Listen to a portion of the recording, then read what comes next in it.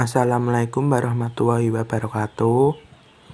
Kami dari kelompok 11 yang beranggotakan Sultan Marino Perdana, Syairah Rahma Yulima, dan Yasyarah Askia Putri ingin mempresentasikan lapisan bumi. Lapisan bumi pada dasarnya terdiri dari 4 lapisan, yaitu kerak, mantel, inti luar, dan inti dalam. Lapisan terluar yaitu kerak bumi adalah tempat tinggal bagi makhluk hidup. Di bawahnya terdapat mantel bumi berfungsi untuk melindungi inti bumi. Terakhir adalah inti bumi memiliki suhu sangat tinggi dan bersusun dari campuran logam. Untuk lebih jelasnya perhatikan video berikut ini. Hingga saat ini, Bumi merupakan satu-satunya planet dalam galaksi Bima Sakti yang diketahui mampu menunjang kehidupan. Hal ini disebabkan komponen-komponen pendukung kehidupan tersedia di bumi, mulai dari air, udara, dan tanah yang merupakan tempat tumbuhnya berbagai tanaman untuk mendukung kehidupan. Hal ini termasuk berbagai mineral dan hasil tambang yang dapat dieksplorasi. Beberapa mineral seperti emas, besi, batu bara, dan berbagai mineral lain dieksplorasi dengan menggali hingga kedalaman tertentu. Misalnya, tambang emas milik PT Freeport di Papua memiliki kedalaman hingga 1.785 meter. Kedalaman tambang batu bara bervariasi mulai dari 100 sampai 350 meter. Berdasarkan fakta tersebut, kita dapat mengetahui bahwa pada kedalaman tertentu bumi memiliki penyusun yang berbeda. Salah satu mineral yang dimuntahkan saat terjadi letusan gunung berapi adalah lava, yakni magma dari dalam bumi yang keluar ke permukaan. Berdasarkan fakta tersebut, dapat diketahui bahwa jauh di dalam bumi juga cairan berupa magma yang menjadi salah satu penyusun bumi. Dengan demikian, dapat dijelaskan bahwa bumi berbentuk bola yang memiliki isi di dalamnya. Kita ketahui bahwa telur dan bawang merah terdiri atas lapisan-lapisan tertentu di dalamnya. Hal tersebut sama halnya dengan bumi. Bumi memiliki lapisan-lapisan penyusun mulai dari lapisan yang paling luar hingga lapisan yang paling dalam. Lapisan bumi memiliki beberapa bagian dan susunan kimia yang membentuknya. Pada dasarnya, bumi terdiri dari 4 lapisan, yaitu kerak bumi, mantel bumi, inti luar, dan inti dalam. Bumi. Kerak bumi adalah lapisan terluar dan tipis dibandingkan lapisan bumi lainnya. Lapisan ini terdiri dari unsur-unsur kimia seperti oksigen, silikon, aluminium, besi, kalsium, natrium, kalium, dan magnesium. Ada 2 macam lapisan kerak bumi, yaitu kerak benua di daratan dan kerak samudra di dasar laut. Kerak benua memiliki ketebalan dari 30 sampai 70 km. Sementara kerak samudra memiliki ketebalan 6 sampai 11 km. Pada kerak bumi terdapat proses endogen yang disebabkan oleh energi bumi yang membuat permukaan bumi tidak rata sehingga terbentuknya gunung dan bukit. Proses ini terbagi menjadi 3 macam, yaitu tektonisme yang merupakan gerakan horizontal atau vertikal dan dapat menyebabkan kerak bumi retak dan patah. Vulkanisme yang disebabkan oleh keluarnya magma dari perut bumi ke permukaan bumi. Terakhir adalah gempa atau seisme yang berbentuk getaran di permukaan bumi karena pergerakan lempengan tektonik. Mantel bumi berada di bawah kerak bumi dan merupakan lapisan yang paling tebal dengan ketebalan mencapai 2.900 km. Mantel bumi juga disebut sebagai lapisan astenosfer karena berfungsi untuk melindungi inti bumi. Berdasarkan materi penyusunnya, mantel bumi dikategorikan menjadi 2, yaitu mantel luar dan mantel dalam. Mantel luar lebih tipis dan berada sekitar 10-300 km di bawah permukaan bumi dengan temperatur 1400 sampai 3000 Kelvin sehingga logam-logam di dalamnya mengeras. Kemudian mantel dalam berada di kedalaman 300 sampai 2890 km di bawah permukaan bumi dengan suhu 3000 derajat Kelvin dan tersusun atas logam cair. Inti bumi adalah bagian lapisan terdalam dan terbagi menjadi dua, yaitu lapisan inti dan lapisan dalam.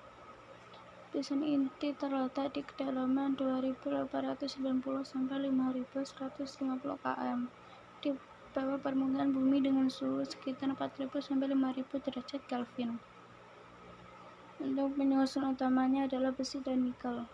Sementara itu, lapisan inti dalam berada di pusat dan merupakan bagian terpanas dari bumi. Lapisan ini terdapat di kedalaman 5150 sampai 6370 km dengan suhu dapat mencapai 5500 derajat Kelvin. Lapisan ini tersusun atas besi dan nikel, tapi disertai belerang, karbon, oksigen, silikon, dan kalium dalam persentase kecil. Selain memiliki karakteristik, bumi juga memiliki struktur bumi. Struktur bumi yaitu atmosfer, litosfer, dan hidrosfer. Lapisan atmosfer.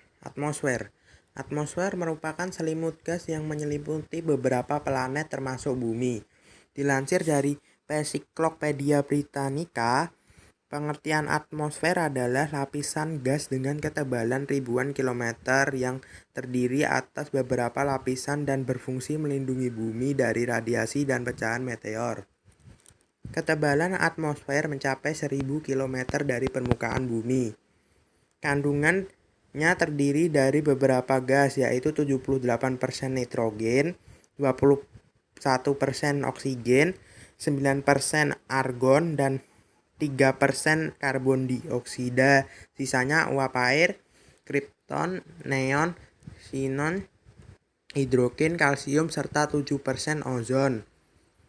Manfaat dan fungsi atmosfer sendiri. Manfaatnya 1. Melindungi bumi dari benda-benda luar angkasa yang jatuh akibat gaya gravitasi bumi. 2. Melindungi bumi dari paparan radiasi sinar ultraviolet dan lapisan ozon. Sinar ultraviolet sangat berbahaya bagi kehidupan di bumi. 3. Atmosfer juga menjadi media cuaca yang bisa mempengaruhi hujan, badai, topan, angin, salju, awan, dan lain-lainnya. 4. Memiliki kandungan berbagai macam gas yang diperlukan oleh manusia, tumbuhan, dan juga hewan untuk bernafas dan kebutuhan lainnya. Fungsinya mengatur proses penerimaan panas sinar matahari. Atmosfer melakukan penyerapan dan memantulkan panas yang dipancarkan matahari. Sekitar 34% panas matahari kembali dipantulkan ke angkasa oleh atmosfer, awan, dan permukaan bumi, dan sekitar 19% diserap oleh atmosfer dan awan. Sisanya 47% mencapai permukaan bumi. Lapisan atmosfer. Troposfer sendiri lapisan paling dekat dengan bumi, jarak 8-40 km dari permukaan bumi. Dinamakan tropos karena aktivitasnya terus berubah-ubah. Angin, cuaca yang berubah-ubah, udara yang dapat dihirup makhluk hidup, serta awan berada di lapisan troposfer ini. Bahkan 3/4 dari massa atmosfer berada di lapisan troposfer ini. Jadi keadaan yang terjadi jika semakin ke atas, semakin udara atau suhu akan semakin dingin. Stratosfer. Lapisan stratosfer terletak di atas tropos hingga pada ketinggian 50 km, sedangkan lapisan ini mempunyai ketebalan sekitar 35 km. Di dalam lapisan ini berlangsung angin berhembus sangat kencang serta mempunyai pola aliran tertentu. Pada lapisan stratosfer inilah merupakan tempat terbangnya pesawat. Di dalam stratosfer ada bagian lapisan yang sangat penting yang tak lain merupakan lapisan ozon. Ozon adalah semacam gas yang mengandung banyak unsur kimia serta memiliki sifat yang racun bagi makhluk hidup. Pada umumnya, di dalam lapisan stratosfer ini sinar dari ultraviolet disaring sekaligus diserap sebab telah mengandung lapisan ozon dengan kadar sekitar 90%. Sehingga sinar dari ultraviolet yang masuk ke dalam permukaan bumi tidak berlebihan di mana apabila itu terjadi bisa menyebabkan banyak kerugian. Sfer berasal dari kata meso yang artinya tengah dan tentu karena posisinya berada di lapisan paling tengah, lapisan mesosfer terletak pada ketinggian 60-85 km dari permukaan bumi, memiliki ketebalan lapisan sekitar 35 km. Udara atau oksigen di lapisan ini sangat tipis sehingga jika kita sampai pada lapisan ini maka tak dapat bernafas. Sebaliknya, terdapat banyak gas selain oksigen di lapisan mesosfer ini. Jika kamu pernah melihat adanya bintang jatuh atau meteor yang terbakar ke bumi, maka lapisan inilah yang membakar benda-benda luar angkasa tersebut. Termosfer berasal dari kata termo yang artinya panas sehingga dapat dikatakan jika suhu pada lapisan ini adalah panas. Suhu yang ada mencapai 1500 derajat Celcius. Akan tetapi, jika tidak sampai pada lapisan termosfer ini, kita justru akan merasa kedinginan. Hal tersebut dikarenakan jika tak adanya molekul gas yang mengantarkan panas pada tubuh kita sehingga dapat dikatakan jika gelombang suara pun tak dapat didengar diurutkan lapisan termosfer. Lapisan ini mempunyai ketebalan sekitar 513 km. Pada lapisan inilah terdapat satelit dari berbagai negara yang dipasang. Sementara itu, juga terdapat stasiun luar angkasa internasional yang berkeliling mengitari bumi. Ionosfer. Ionosfer merupakan lapisan unik karena posisinya bertumpuk di mesosfer, termosfer, dan eksosfer. Lapisan ini bergerak dan bergejolak tergantung energi yang diserap dari matahari. Namanya berasal dari ion, senyawa yang mengandung listrik. Ion dihasilkan oleh gas-gas yang ada di lapisan ini yang terpapar radiasi matahari. Eksosfer. Eksosfer adalah lapisan paling jauh dari permukaan bumi. Lapisan ini juga paling tebal dan terletak paling luar dari bumi. Pada lapisan ini terdapat gas hidrogen dan juga helium yang berceceran dengan jarak yang lebar. Sementara itu, pada lapisan ini suhunya sangat dingin dan tak ada udara yang dapat kita hirup. Tekanan yang ada juga merupakan paling rendah. Karena urutan lapisan atmosfer ini terletak paling jauh dari permukaan bumi. Litosfer berasal dari bahasa Yunani, yaitu litos, artinya batuan, dan sfera, artinya lapisan. Dilansir dari National Geographic, litosfer adalah bagian terluar dari bumi yang padat. Litosfer meliputi bagian atas mantel dan kerak bumi, menjadi bagian terluar dari struktur bumi. Litosfer sendiri adalah lapisan kulit bumi yang tersusun dari batuan dan mineral. Batuan pada litosfer adalah batuan beku, batuan sedimen, dan batuan metamorf. Litosfer sendiri memegang peranan penting dalam kehidupan tumbuhan. Tanah bisa terjadi jika batuan di litosfer mengalami degrasi, erosi, maupun proses fisika lainnya. Batuan kecil dan pasir bercampur dengan hasil komponen organis makhluk hidup yang kemudian membentuk tanah untuk digunakan tempat hidup berbagai organisme. Litosfer pada bumi sangat berkaitan erat dengan aktivitas tektonik. Aktivitas tersebut menggambarkan interaksi lempengan besar litosfer. Pergerakan lempeng tektonik dimungkinkan oleh energi panas dari bagian mantel litosfer. Energi panas membuat batuan litosfer lebih elastis. Aktivitas tektonik memberikan dampak geologis di bumi, seperti gempa bumi, gunung berapi, pembentukan gunung atau orogeni, dan parit laut.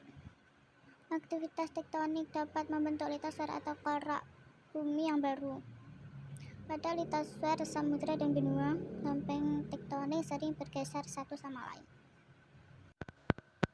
Bagian litosfer, lapisan silisium dan aluminium. Lapisan sial tersusun dari logam silisium dan aluminium yang berbentuk senyawa Si02 dan A203. Pada lapisan ini terdapat batuan sedimen, granit andesit, dan batuan lain yang ada di daratan benua. Lapisan sial merupakan lapisan kerak bersifat padat dan berbatu.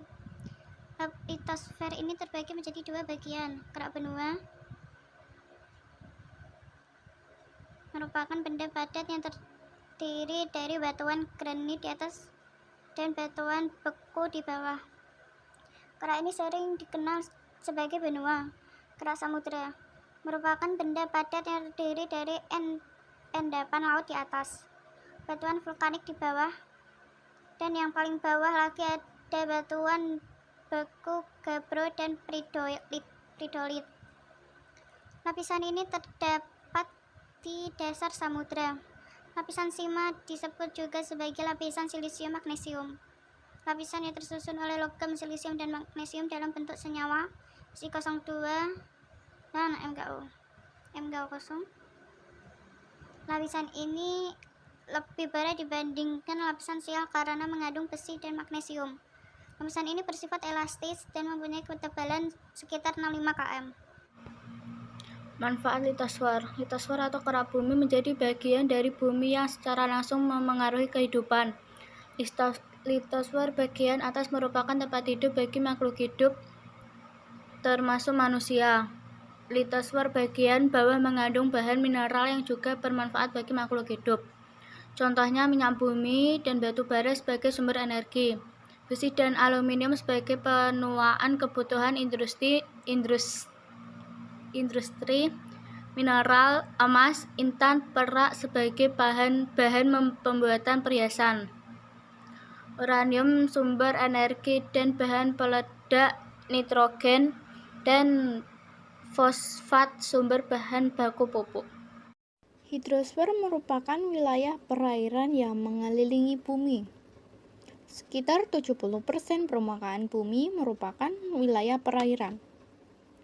Hidrosfer meliputi samudra, laut, sungai, danau, air tanah, mata air hujan, dan air yang berada di atmosfer. Sekitar 3/4 dari permukaan bumi ditutupi oleh air.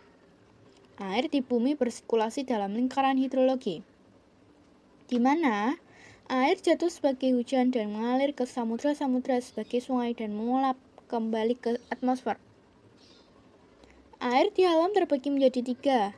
Yang pertama, air di permukaan bumi, meliputi laut, sungai, danau, rawa, salju, es, dan gletser. Yang kedua, air di udara, meliputi uap air, kabut, dan berbagai macam awan. Dan yang terakhir adalah air di dalam tanah, meliputi air tanah, air kapiler, geyser, dan artois.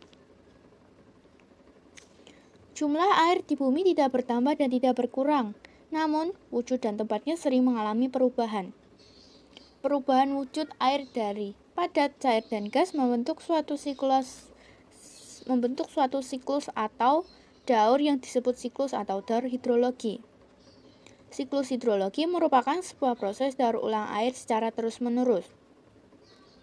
Proses hidrologi diantaranya adalah evaporasi, proses penguapan air dari tubuh-tubuh air, seperti laut, danau, dan sungai yang diakibatkan oleh pemanasan sinar matahari. air yang menguap dan akan naik ke langit dan nantinya menjadi awan. Transpirasi. Transpirasi merupakan penguapan air dari permukaan tumbuhan. Seperti pada gambar tersebut, tumbuhan mengeluarkan uap H2O dan CO2 pada siang yang panas dan transpirasi berlangsung melalui pori-pori daun yang berhubungan dengan udara. Proses selanjutnya adalah kondensasi. Kondensasi adalah proses perubahan wujud zat dari gas atau uap air menjadi cair. Dalam kondensasi, molekul-molekul air yang berbentuk uap membentuk dan menyatu berbentuk air membesar dan menyatu membentuk butiran-butiran air dan menjadi awan. Proses selanjutnya adalah presipitasi. Presipitasi adalah proses turunnya air ke permukaan bumi dalam bentuk hujan. Bukan hanya hujan, pada daerah yang bersuhu rendah, presipitasi juga bisa menurunkan air padat berupa salju. Dan proses terakhir adalah infiltrasi. Infiltrasi adalah proses peresapan air ke dalam tanah melalui pori-pori tanah. Dalam siklus hidrologi ini, air dapat tersimpan menjadi air tanah yang secara lambat akan mengalir kembali ke laut.